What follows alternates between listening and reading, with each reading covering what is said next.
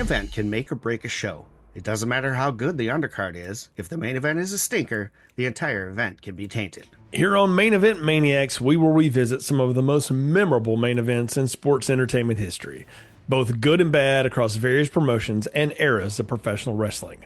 I'm Jay, and alongside the FU to my AA, Brian. It's WrestleMania season, Jay, so we are going to cover WrestleMania 22, headlined by John Cena defending the WWE Championship against Triple H. Yeah, interesting note about this. Historically, the world champion has successfully retained their title at the main event of WrestleMania only 11 times in all the 40 something years that they've had the thing. You know, there's been successful defenses. We've talked about some of them here, but the vast majority of them ended with the quote WrestleMania moment where the challenger goes over, right? Now we talked about the Cody story where there was one time when it didn't, and then the next time when he did, but generally we're doing a title change with this. And I don't know, I thought that was an interesting note to have for sports entertainment as it was. Especially after the whole change where the Royal Rumble winner got the title shot. That almost always meant that person was going to skyrocket and win the title at the event. Now, you're right, not always. Cody Rhodes is a great example of that in more recent history. And then, of course, before the Royal Rumble became a big deal thing, it was Hulk Hogan defending all the time, right? I mean, right. He won the Different first era. 3 WrestleManias. 2 of them were for titles shots and whatnot. But yeah, it's totally expected, I think, from fans that we're going to have a title change because of this. Now, this match isn't the Royal Rumble match, right? Because that was Rey Mysterio winning the Rumble that year, and he did successfully capture the title. This was the second show match, right? And interestingly enough, the main event of the show, which I find fascinating, that the Royal Rumble winner doesn't get the main event. I think that should always be the case, but Yeah. I mean, that's been a stipulation for a while. You could almost set your watch by it though too. It's like Money in the Bank ladder match winners would get it. You know, when they cashed in, they were almost always successful for a long time, and then they became where they weren't so much that what was the point? You know, so yeah. and the point was writer room conflict, kids. But why are we doing this? It's like you said, it's WrestleMania season, and it's the 20th anniversary of this show, Brian, and it's one that among wrestling fans is held in high regard. WrestleMania 22. And I happen to remember it and think, going back to it, it's been a number of years since I thought about it. But going back through it again, I was like, man, this actually was a really stacked WrestleMania. And it felt like the right time to do this. John Cena has retired from wrestling now. So, we've done some Cena discussion before, but Cena at WrestleMania was a different animal. Oh, absolutely. And I do have to ask, I can't remember off the top of my head, was Cena going into this as a heel and Triple H the face, or did the crowd just hate him that much that it swapped? I think it was just the crowd going against the Cena push at the time, but I don't think he was going in as a heel. Cena always would play slight heel tendencies, even as a face sometimes, but he was definitely the over face in this. And you can even hear the crowd, because I think that also shows how much everyone hated Triple H when he ultimately got into this. We'll talk about that, but no, I think Cena was going in as the face in this, but kind of the street face. He was tough. This is Thugonomics era John Cena. He's pumping up the Reeboks, and geez, talk about a flashback, by the way. And he's also wearing the black jorts, which is a little different. I guess that's like, goateed Spock or something like that, but or Superman 3, the darker suit where he's getting drunk and throwing peanuts around and stuff. But Cena's playing a little darker here, but I think he's definitely the face. All right. I couldn't remember, and I didn't have time to go back, and I didn't say anything in any of the research I was doing whether he was a face or not. And I know after this, Triple H is going to become a face with Shawn Michaels again as DX, so I didn't know if that had already taken place off the top of my head, so that's why I asked. Yeah. I think Cena was again playing to some of his darker times and stuff like that. But when he comes out, the pop he gets, and the way when he gets a big moves in, and when he goes over in this and stuff like it's pretty clear that was even though there was a vocal crowd that said, "Oh, I'm so sick of Cena" or whatever. Like even at that point, he was over. He was over with a lot of fans, particularly young fans. And so we're in the heyday of the John Cena run here in WWE. Absolutely. And, who would have thought 20 years later that Triple H would have retired several years back and be running things now, and John Cena would have just retired.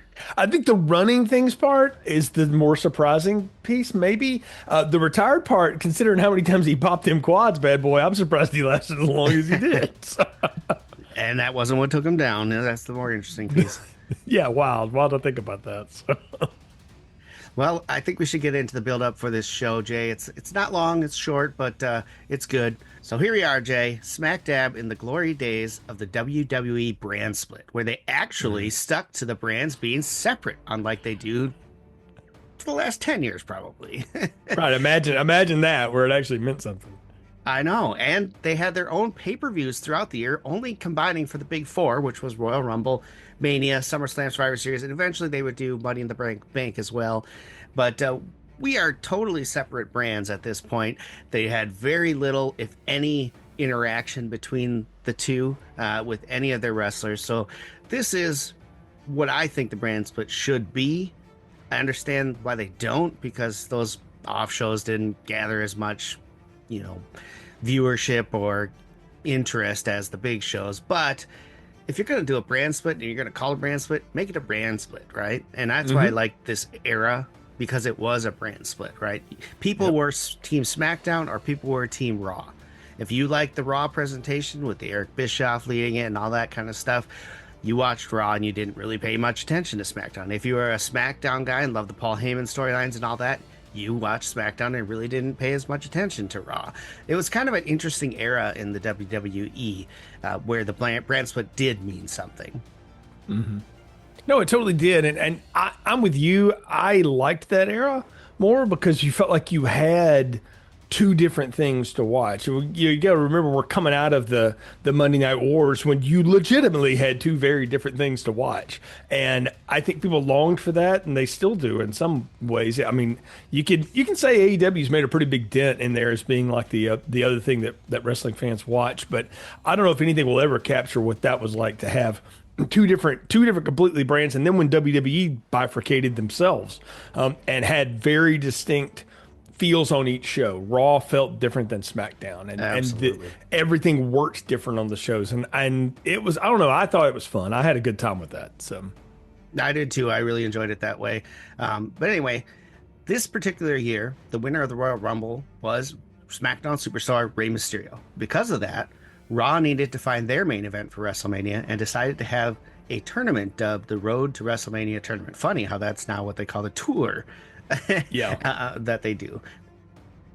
I mean, anyway. WWE has never been shy about like reusing good language, through the years, and good on them, because that's actually catchy. I like Road to WrestleMania. I agree. This was before the Elimination Chamber, which would come, I believe. The pay-per-view would come later, but the Elimination Chamber was introduced around 2002.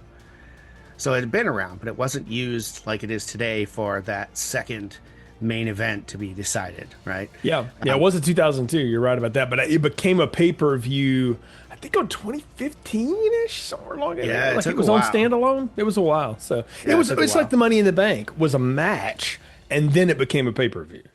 Yeah, exactly.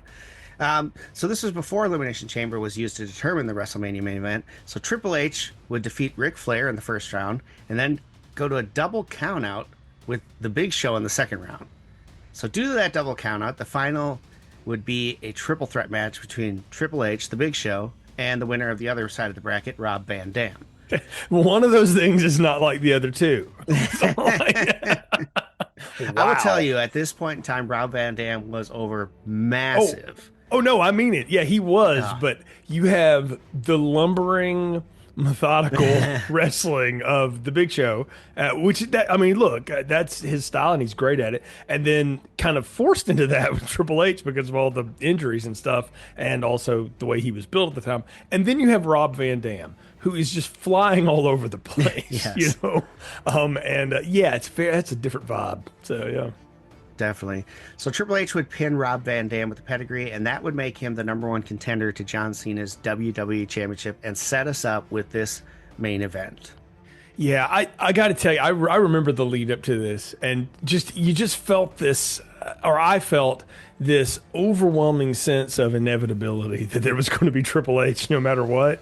Like Yeah. that was just going to happen, and the way they got there, I guess it's okay.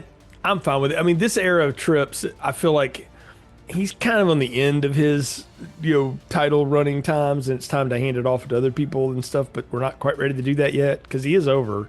And so I don't know, I was never a big Triple H fan anyway, and this era where he's coming out in the Conan garb and all that, I'm just like, good grief, I'm not. It's better than when they dressed him up like the Terminator or what the hell ever that was, but that's Yes. another day. We'll talk about that. But yeah, I don't know, going into it when they set the tournament up, I'm like, well, this is obviously Triple H. Like, they're not going to put the Big Show in that spot, and they're not going to put Rob Van Dam in that spot just yet. So here we go.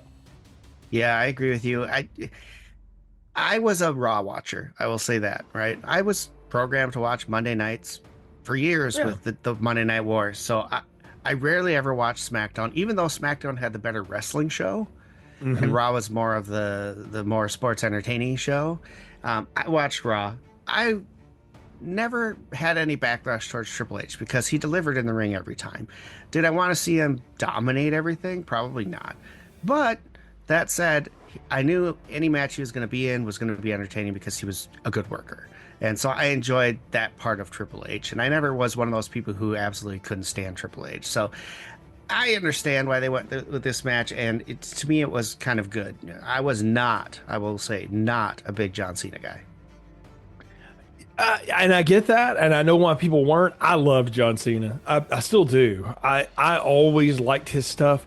Did I get a little tired of him being in the main push?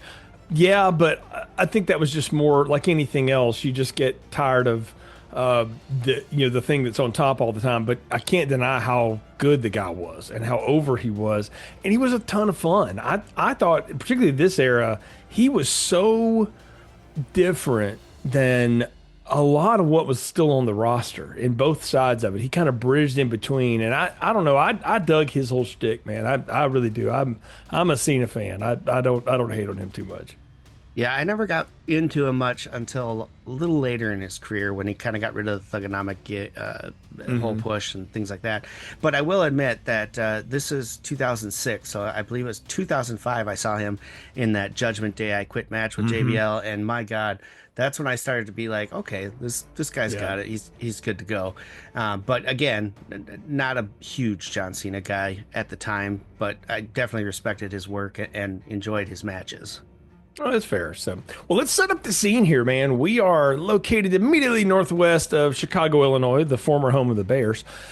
In the hamlet of Rosemont, you'll find the failed stadium plans of the NFL's Bears, and you'll also find the Allstate Arena, formerly known as the Rosemont Horizon, noted for hosting multiple concerts, ice hockey, college basketball, shout out to the DePaul Blue Demons, arena football, remember that, and of course, professional wrestling. If you're a wrestling fan at all, you've heard about running the Rosemont. Everybody talked about it. Both big companies did. All companies did it at one time. Announced attendance for this 17,155. Think about that for a second, Brian. It's WrestleMania and there's 17,000 people in it, and we're excited about that. It was a different time, man, before we started running those big football stadiums. Oh yeah, it was a big. Well, they didn't really start running those big football stadiums until we were in the WrestleMania 30s, I believe. Yeah. Yeah, I that's mean, when that began. It took a while, Yeah. and this is really a down period for the WWE. The audience wasn't really there post the Monday Night Wars and the brand split and all that. So yeah, 17,000 I think is pretty good for them, and they choose the venue to be that small. So I mean, what are you gonna do? Well, I mean, they chose it because they knew they could pack it and it would be Yeah. loud as hell. And it is because basketball gyms are always loud. So that's a great move there. I like roofed things when it comes to wrestling stuff. These open air things I always have problems with. That's just me, though. The buy rate on this, 975,000, baby. Boom. This is pre WWE Network. So you're shelling out some bucks to watch this one. Right, and actually that's pretty down for a WrestleMania. Yeah, WrestleMania is right? almost always where 1.1, 1.2 million views. So 975, not bad, especially in today's range. I mean, you're not getting that anywhere near that anymore. But No. that was, kind of a down number for them. Well, like you said, things were on the downslope a little bit. This is before they really Yep. picked up steam again, which is why it's interesting that this one's so well regarded. I think hindsight has led us to appreciate the card that we'll get into in a little bit. But our commentary team, of course, for Raw, you got Jim Ross and Jerry the King Lawler. SmackDown, you got Michael Cole with Taz. Joey Styles joins in for a match as well. I know you're a big fan of his. Jonathan Coachman, Todd Grisham, and Josh Matthews handling the interviews. And we got not one, not two, but three ring announcers: Tony Schimmel, Lillian Garcia, and of course the Fink, who does the WWE Hall of Fame for that. So one thing that I always remember about the brand split was the swapping of the commentary teams. Yeah. Match to They match. still do that. Yeah, and it's dumb. So I know why you don't want the guys working both shows. I get that, but there was a difference between these things, and I think Taz was pretty good as color, and Cole at the time, I don't blame him. He's got Vince yelling in his ear the whole time. So Jim was probably the one that got away with ignoring that, while he was there. But you're Jim Ross at a point in his career where things are starting to change for him a little bit. I never thought Jerry Lawler was worth half a damn on the microphone, and I still don't. And I don't like him at all. He never did anything for me one bit. So I mostly just tolerated that. I was more interested in the behind the scenes. I always thought Coach was fun. He's kind of a troll now, but I thought he was fun. I thought Josh Matthews was fun, and I liked our ring announcers. Having been in that spot before, I always enjoyed those folks' work. Josh Matthews is great as a backstage interview commentator, as a play-by-play guy. He was there for TNA when they were on the Impact days. It was horrendous to my ears. Oh, I'm glad I never see any of that. So that sounds horrible. Do you remember when they tried to move Jerry Lawler and Jim Ross to SmackDown, and Jim Ross went ballistic? Yeah, that failed spectacularly. Yeah, that was fun. That was fun times. Yeah, so including the pre-show, we get 11 matches on the night. So we're still, before night one, night two stuff. Viscera won an 18-man interpromotional battle royal, later to be named, I think, the Andre the Giant Battle Royal, by last eliminating Snitsky. Remember that guy? Oh, gosh. So I do, from the video games. Not his fault. Yep. Big Show and Kane defended their World Tag Team Championships against Carlito and Chris Masters. It's a lot of beef in the match. What a terrible opening match, by the way, which is wild because teams that were just thrown together like this just always bug me. This is for a quote good WrestleMania. I will say this right now: bad opening match. That's not what you jerked the curtain with.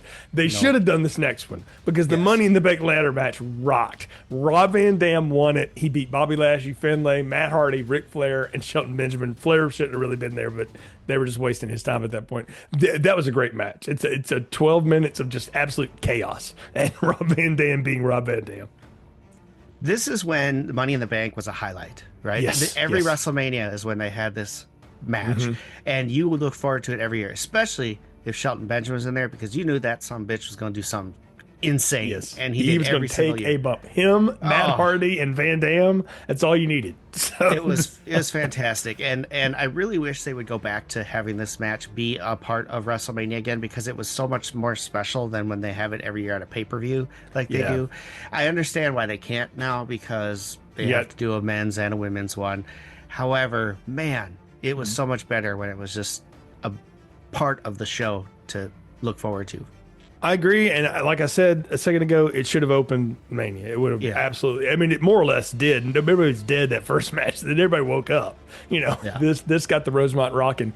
JBL won the United States Championship, beating Chris Benoit by pinfall, in a pretty good match for both guys. We've talked about Bradshaw in here before in that unbelievable horror match he did with Cena that Judgment Day that you got to see. Yes. Edge with Lita beat Mick Foley in a hardcore match. That's Joey Styles on commentary for you. I actually enjoyed that. It was a lot of fun. This match was awesome. Nothing you'd ever seen on a WrestleMania before. So much blood, so many just insane bumps. This is probably my favorite match of the whole show. It just was so much fun to watch again. I haven't watched it in years, and to sit and just I was watching it and I kept telling my wife, watch this. Mhm. At every one of the big bumps, she'd just be like, that's disgusting. I can't watch that. It But is I love it. it is a horror show, that's for sure. Oh, So yeah. I'll tell you what was not my favorite match: the Oh, Boogeyman beating Booker T and Queen Charmel in an intergender handicap match. This was just they were just ribbing Booker T at this point, right? Like this I is, think they were ribbing Charmel at this point. That it's was bad. oof, wow, that was rough. Somewhat saved though by Mickey James. Going and taking the women's title from Trish Stratus. A good match. Both of them really worked well. It's a shame they didn't get more than 8 minutes. But Oh, you they know, made every minute count in this match. It was so good. And Mickey James playing the psychopath, Trish mhm. Stalker in this. This is the highly edited match because Mickey James decided to put a lewd gesture in there at the original, and they took that out on all replays and all Yeah. future pieces. But you can find it on the internet if you really want to see it. Yeah, if you want to dig Fantastic it out, it's stuff. there. Yeah. Undertaker's running his WrestleMania streak to 14-0 by beating Mark Henry in a casket match. That was fun. That was Mark Henry's a guy who I think you can say always understood the assignment and definitely did in this case. This was fun. This was Mark Henry's really coming out match for me because up until this point, I just didn't care about Hmm. Mark Henry. But he and Undertaker had such a good match here that it was like, okay. And he would start getting pushed pretty big after this too, which is awesome. But yeah, this was his coming out. He performed. And what had become a WrestleMania staple at this point, Shawn Michaels defeating Mr. McMahon with Shane O'Mac in a no holds barred match. The staple part of it being Vince McMahon in a match, and it being the second longest thing on the whole damn show. I hate these matches, Brian. I hate all of them. Yeah, well, what do you have? You had him with Hogan, right? Hmm. Now you had Shawn Michaels in a You couple had him years. with You're gonna Stone Cold. Yeah, So, in a couple of years, gonna have him with Bret Hart. Yeah, Mr. McMahon as a character, great. As a wrestler, no, I give him props, man. He got his ass kicked every time, and he all took the it. time. All the Yeah. time. But So it was still terrible. I didn't mind this match. I had fun watching Mr. McMahon get his ass whooped. So you got a triple threat for the World Heavyweight Championship next. Rey Mysterio, Kurt Angle, and Randy Orton. And Mysterio's going to win it over Angle, who doesn't lose, though, because Orton eats the 619 in the pin, as it were, at that time. So Rey Mysterio gets to put on the big gold belt. Yep, and he becomes the smallest world champion in history, and I think that still stands this day, if I'm not mistaken. Yeah, they never put the strap on Hornswoggle, damn it. I'm But, gonna admit I have never been a Rey Mysterio fan. I yes, he can go in the ring, but his character never resonated with me, especially with the Filthy Animals portion. I absolutely hated that group, mostly because Conan was in it. But that beside the point. When this happened, I was just like, why are we giving him? But understand, my problem with him is that he would come in, work great matches, and then get hurt and be gone for 6 months all the time. Yeah. All the time. I'm not a big fan of the 619 finishing situation. It takes too long. So I just didn't love that. But of those, like at that point, I would have been like, man, I know you got to get the belt off Angle at some point, but yeesh, like there's other better ways to have done it. Angle and Orton might have been a good match, but oh well. I'm sure we get to that another day. And You then, know my feelings on Randy Orton. yes, I do. And then we have the oh my part of the show. Tori Wilson beat Candice Michelle in and I'm not making this up, a Playboy sponsored pillow fight match where a huge king size bed with black satin sheets is in the middle of the ring. The hell are we even doing, man? I might blow your mind here, but this was the absolute perfect match to put between the two title shot matches. I mean, no, it definitely fits the goofy gimmick match you throw in but here. I agree. it allows fans to chill after the match that the other three had and going into the main event and just sit back and enjoy just crap. I mean, it's Which is total what it crap. was. Oh, yeah. Yeah, It was perfect. bad. I mean, if Yeah. you're going to put anything in there, that's the one you want to do because fans can just watch and not have to worry about anything. The best part of it is it lasted 4 minutes. Yes. So, which is the thing. And that leads us to our big main event where we get the entrances and all that. We got to talk about these entrances real quick because Yeah. I've already crapped on Triple H coming out as Conan the Barbarian because I think it's dumb. But I absolutely abhorred the King of Kings era of Yeah. Triple H. I'm like, no, let's not do this. Like it's bad, and I just couldn't stand him. Cena coming out in the Chicago gangster situation with CM Punk as one of the drivers with the Tommy guns. It's silly to think about now, but man, did it get over? It got over big when he came out like that with the trench coat and the whole nine. I popped. I thought it was hilarious. It was very good and fitting. I love the intro. I love the whole the dialogue that they played over it as they were getting ready to come out, and it was the only time in the match that Cena really was getting a pop from the crowd. Yeah, sadly. So yeah, But definitely a great entrance and perfect for WrestleMania. But the King of Kings era with Triple H, yeah, I could see why people hated that, just putting himself over that big, especially knowing that he was married to the boss's daughter and yeah. whatnot. But, it wasn't bad. It got us a really kick-ass Motorhead song. I mean, that's the best thing that came out of it. Otherwise, but that Triple H is a metalhead anyway. He would probably got Oh, yeah. mad as it was. So, but look, as a match goes, for two guys that are not technical wrestlers by any means whatsoever, they're both powered wrestlers. I thought they put on a pretty good match, man. I mean, Cena got in some big spots. He took some huge bumps. He got thrown into the post a few times, and there was good counter wrestling in this. I'll give both of them credit. Again, I'm not a big Triple H fan, but I thought he and Cena found a rhythm and a dynamic in the match that worked really well. And they didn't waste a lot of friggin' time either. Like this match is 22 minutes long, but chuck it at is them just kind of look at each other for a couple minutes. When they start going at each other, man, they really they turn it on each other for about a good 16 minutes. Yeah, here's the thing. Like, both of these guys have the ability to have a good sound technical match. It's not typically their style, right? They're both powerhouses. They both use power moves, but in the right situations, they both can wrestle that technical match, and they both do very well when they're called upon to do that. So this was a surprise. I thought it was going to be a slugfest, right? That was more the style that we were used to, but they really wove in some sound wrestling in this match to go with that slugging the slugging type that they typically do. So Yeah. I thought they did an absolutely fantastic job. And for what it was a really, really good main event with several nice false finishes. I think my favorite part of the whole match, though, was when Triple H low-blowed both Cena and the referee in the corner. That was good. I Yeah. popped huge for that. It was hilarious. That was a great spot. That lets you know Oh, Triple yeah. H was definitely the heel. Like Oh, at yeah. that point. So That was so much fun to watch. well, And I mean, gosh, he gets the sledgehammer out, but it doesn't. It gets countered on him. yeah. We made the joke in the intro. We got to talk about it. This is the rated R era of John Cena's moveset. yes. So we have the STFU, we have the FU instead of the attitude adjustment and the STF.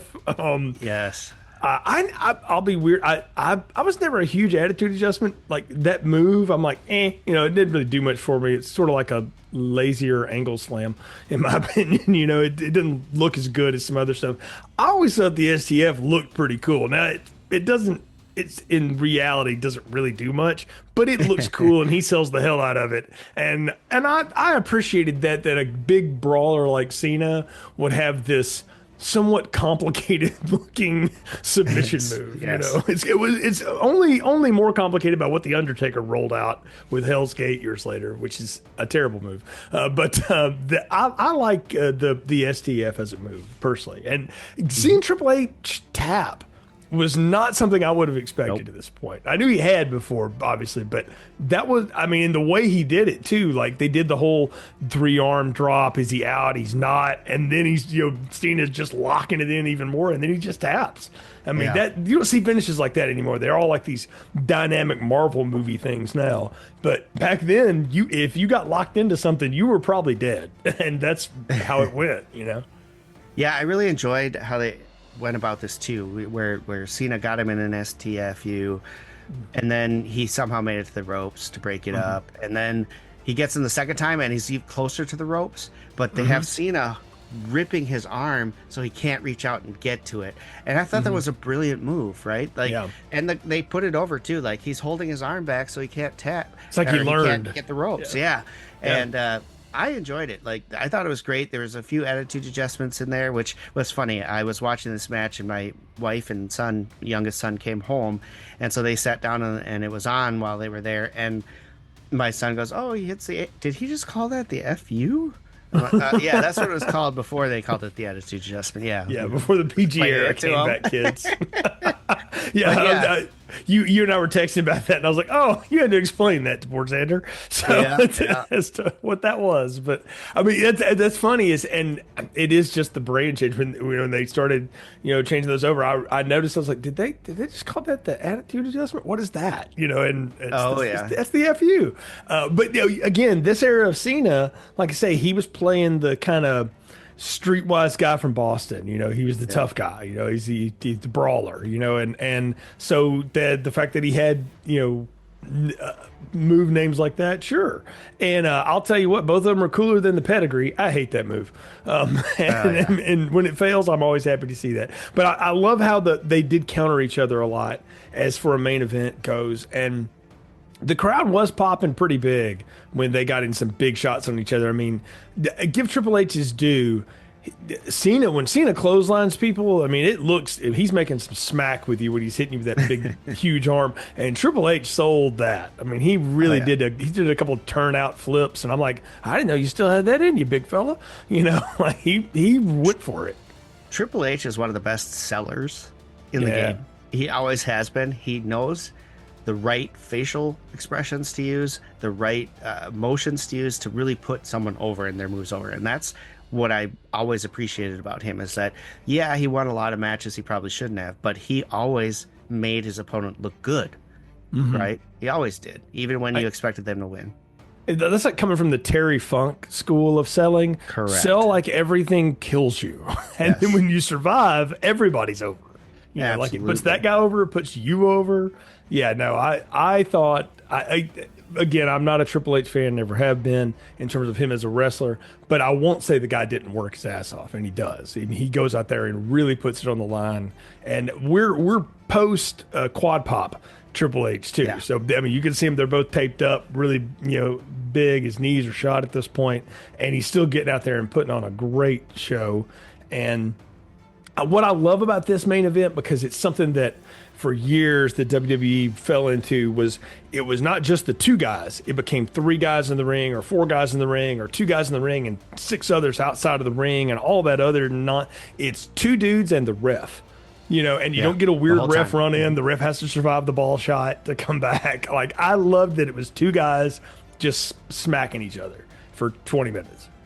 Yeah, it's so rare these days. So it was refreshing to see that in this match, especially considering that Triple H had Evolution around.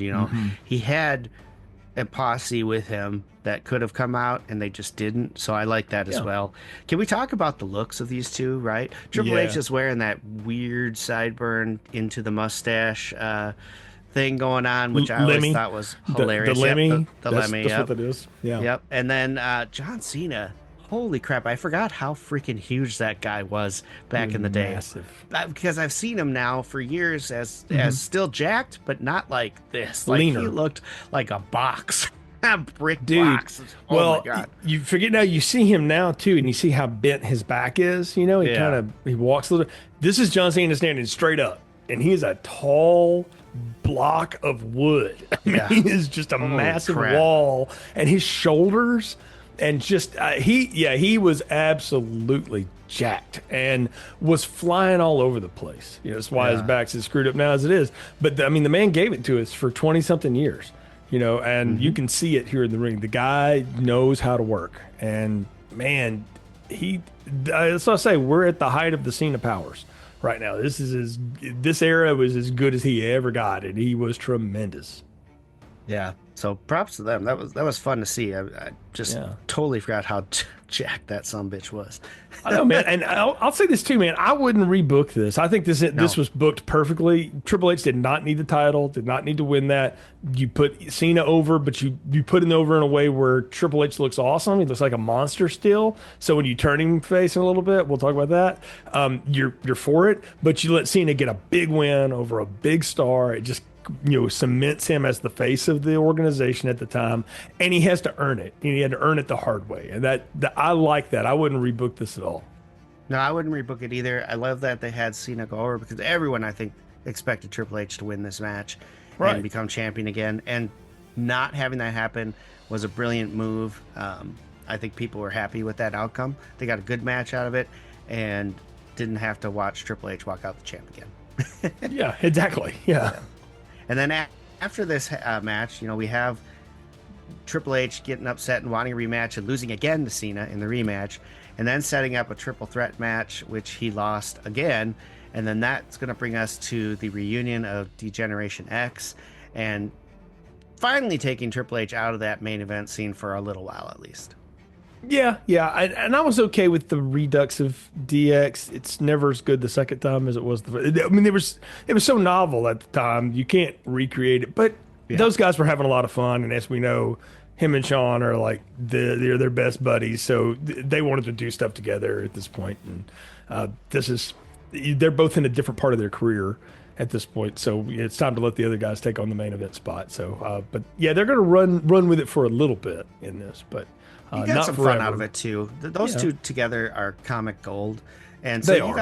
got some real good fun out of this. I believe they had a Hell in a Cell match with Vince and the Big Show. Yeah, which they're was going to take on very entertaining. McMahon for a while. Shane's going to get involved Yeah, again. I So, I liked it. It was a nice distraction and a good way to get the title scene with different people involved. yeah, I agree. I agree. So you got that.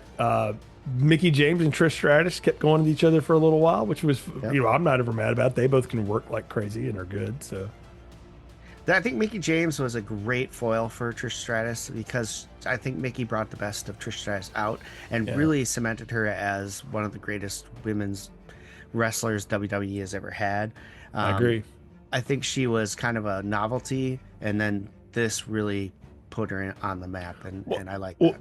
Mickey comes off as so incredibly athletic. Like you could believe that she could kick your ass. She doesn't Yeah. just look good. She can beat the crap out of you, And so when you beat her and you beat her the way Trish beat her, it just cements Trish as like, oh, she beat a real one like that. It's like, and they've done it for years. But when you had this real over wrestler who was just so revered by everybody and looked like they could really do a lot of work, when somebody took him out, you're like, oh, okay. So it brings that audience that character believability stuff. So it was good.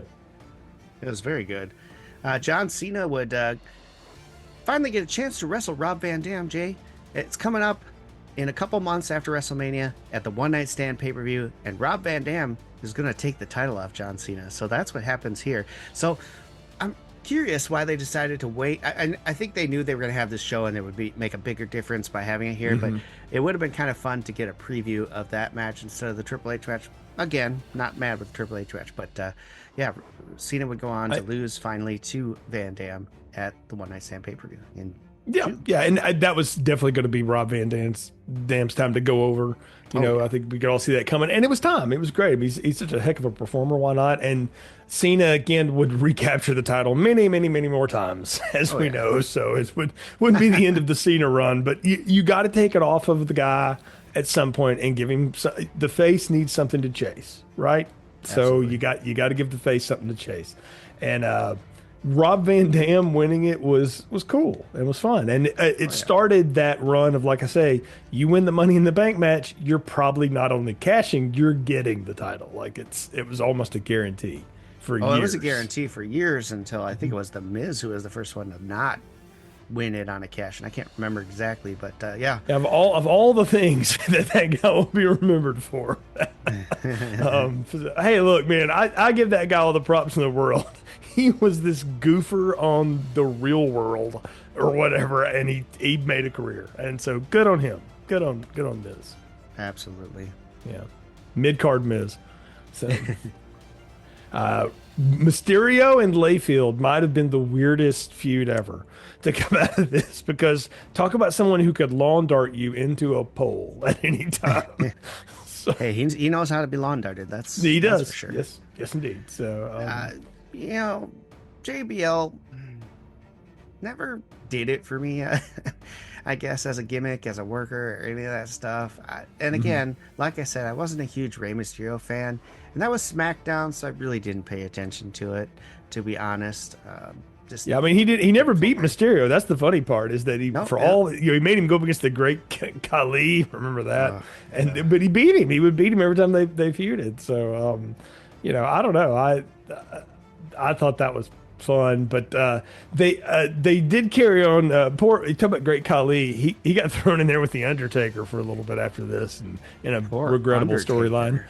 Yeah, him and Mark Henry were messing around a little bit more on a SmackDown, and then Khali came out. It was going to be the big challenge to the Undertaker, pal, and that did Yeah. not go over at all. I'm sure Taker got back and was like, "Look, man, this guy's nice, but no, like we're not doing this." So, but that's all for WrestleManias in the future for sure. So, you were right when you said in the beginning, Brian, this was a down period for the WWE.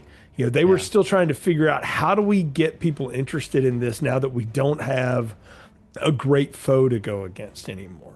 And it would take them a while to get it right. They, WrestleMania 23. It's not grand, 24 took a minute. It took them a couple of years to get back into the swing of things. And I mean, gosh, we got Donald Trump involved in the main event and in the upcoming WrestleMania. So it was going to be a while. I should say President Trump, right? Yeah, the hair versus hair Yeah. versus hair thing. That was a joke. Hmm. Yeah, Shawn Michaels and Cena had a really good match at that next year.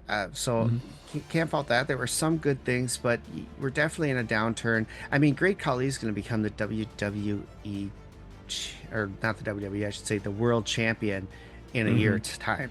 Yeah. That's how bad things were, right? Blah. Yeah. Um, yeah, they had some rough WrestleManias coming up, and that's fine. You're gonna have those periods. I know a lot of people like to talk about WrestleMania 21 as being great. I never thought it was that good at all. 22 is much better. 23, like I said, good main event. The rest of it probably forgettable. Well, WrestleMania 24, what do we have there? That's Undertaker Edge for the World Heavyweight title. yeah, but 25 is the one where we get Michaels and Undertaker. That was a huge That match at the revitalized time. things, yes. That put things. It's also when they started doing the football stadiums and things. It was right along in that time. So the attendance changed because we got to remember too that they're 2 years away from debuting the WWE Network, which is going to be a different way people consume all of this product. I mean, that changed everything. But they were Yeah. in a swing here where it wasn't going great necessarily, but they still found a way to get a hell of a main event out of it. And I put a lot of it on the fact that John Cena as an established star understood how to carry the brand, and Triple H as an established heel knew how to put on a good show and put on a good match. And top and down, the card, some of it we can kind of laugh at now, but everybody went out there and really tried to give it their best, man. I mean, they were really trying to shoot for stuff. So as a Yeah. WrestleMania goes, it's fairly rewatchable. I really enjoyed watching. I watched the whole thing. Sometimes I watch the Mhm. whole thing of a show, and sometimes I don't. But this was just pure fun to watch again. And like I said, I forgot how good this WrestleMania actually was. Yeah. It's just one of those I don't think about when I think of rewatching a WrestleMania. It's just usually not, Yeah. but I should because it's really good. Yeah, it totally is. Totally is. So, well, we are at the end of our show here, folks, but we've enjoyed revisiting this and hope you are enjoying the build up to and now as we're into WrestleMania season. And we're all be excited to see what comes out of that. Of course, you can find this show, Main Event Maniacs, on this very feed from time to time on the Juice Box. Feel free to connect with Juice Springsteen on X at Juicy Steen, on Instagram at Juicy Wrestling Closet, and hey, subscribe to that YouTube channel as well at Juicy Steen. Juice and the gang are growing the brand every day and just getting more and more great content along the way as well. Yes, and you can follow me on X if you'd like. I'm Brian Thomas 878. You can send me your thoughts, suggestions on future episodes. We're always looking for what you want to hear about, what main events you want to hear us talk about. We've got a list of things that we think might be interesting, but I'd like to know what you're interested in. Yeah, always open to that. And of course, subscribe to that podcast wherever you get it, Spotify, Apple, Amazon Music. Swing by, leave us a rating and review, helps other people find the show. We appreciate the support. So for Brian, I'm Jay. This has been your main event. Destinies written in the referee's eyes. Every cheer, nice to fling.